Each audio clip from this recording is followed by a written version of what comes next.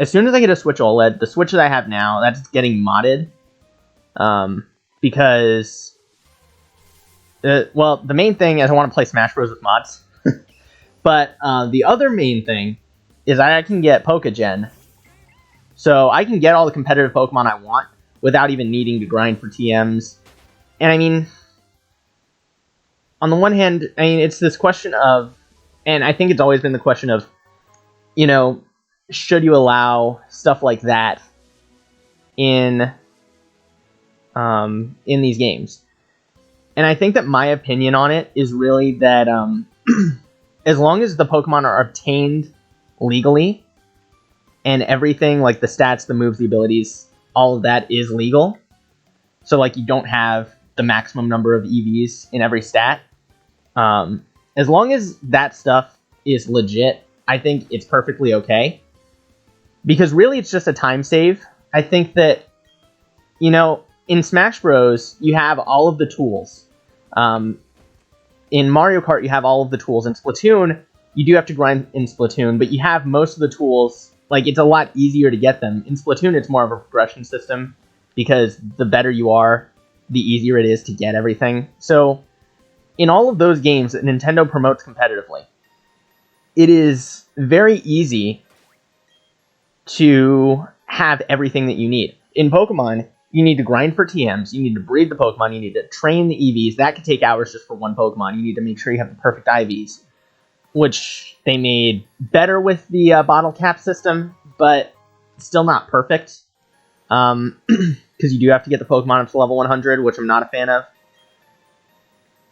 So, I think that genning Pokemon is perfectly fine, as long as the Pokemon themselves were obtained legit.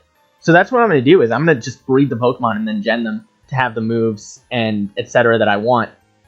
Because, I mean, to be perfectly honest, as much as I want to play the game competitively, I don't have the time to train even an entire team. Even just 6 Pokemon for competitive battles.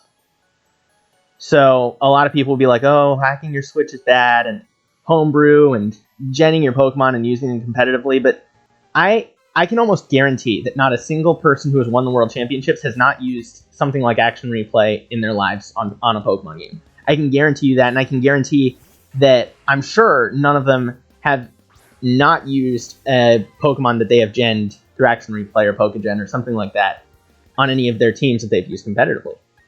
I'm almost certain of that. That is probably the safest bet I'll ever make in my life, actually. So, I think it's perfectly fine. I'm going to do it. And, like I said, as long as Pokemon are legal. And heck, if I get a Switch OLED before Christmas, that would just make it easier for me to get some Pokemon out there. And I might even take... I think it might even be okay to, like, give away competitive Pokemon to people that want them. Like, hey, for Christmas, you want a competitive Pokemon from Reggie?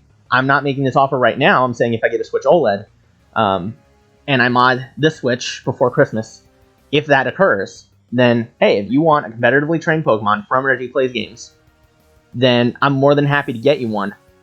You get one, it's a Christmas present, it's going to be genned, but everything's going to be perfectly legal. And that's that.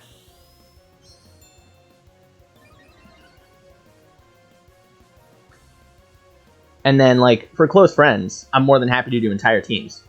In fact, when I got Action Replay for 3DS, that was the first thing I did, was I gen teams for friends, just to test out all of the, like, everything it could do. So, I'm more than happy to do that now, too, to test out Pokégen, once I get a Switch OLED. Don't know when it's going to be, because supply chain errors, and the fact that it's already, like, the most wanted console on the market.